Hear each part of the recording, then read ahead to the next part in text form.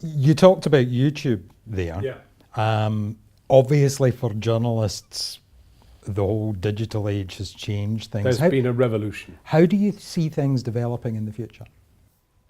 Well, we're catching up with the present at the moment. I mean, we would go out on television to around 800,000, and that's been our figure for a few years. We haven't suffered any loss, I think, because we have both young people who tend to watch in the bar or somewhere, I don't know. We've got the highest, the terrestrial television service, we have the highest penetration of 18 to 26-year-olds, but we also have a very big cohort of people over 60. So they've remained faithful. But far more people watch us online and in gobbets, not necessarily the whole programme. I mean, maybe say 3 out of the 10 reports we air, they will watch. And so we get a readout every morning, and it's no surprise to find that 6 million hits have occurred on various things, various outlets from YouTube to Facebook and Twitter and the rest. But there's also, I think, for a lot of people, where they get their news now is changing. I mean, lots of people are finding out about things from Twitter first, for example. Absolutely. No, we have to somehow penetrate that audience. When you ask about the future, the problem is that we have become content generators. And if you have a brand, and Channel 4 News is quite a good brand, then people will still come to you.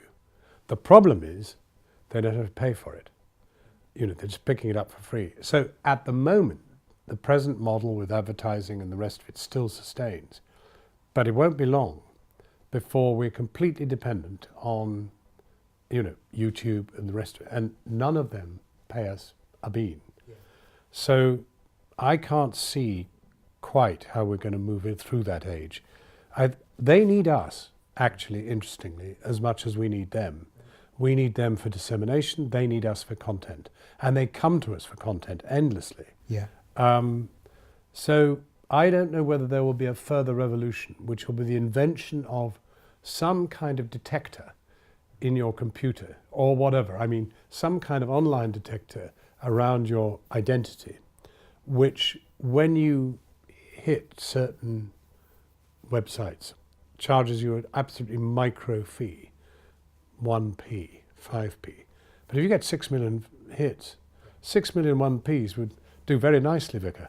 Yeah, absolutely. It would begin to sort it out for you. Is there not a danger, though, that in order to try and sustain things, that there will be a kind of drop in standards because you're almost competing with a much more mass market?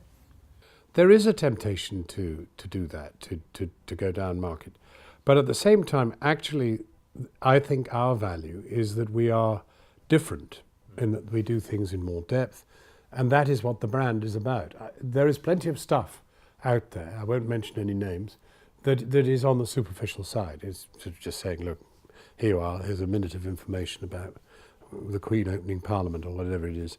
And that doesn't really take you anywhere. And so I think there will be a demand.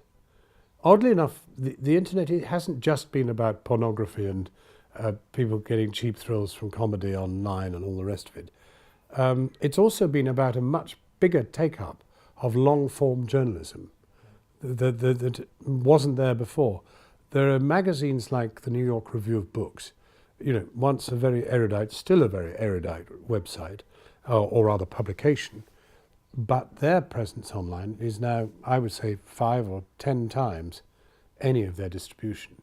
That's interesting. Again, they don't get paid for it.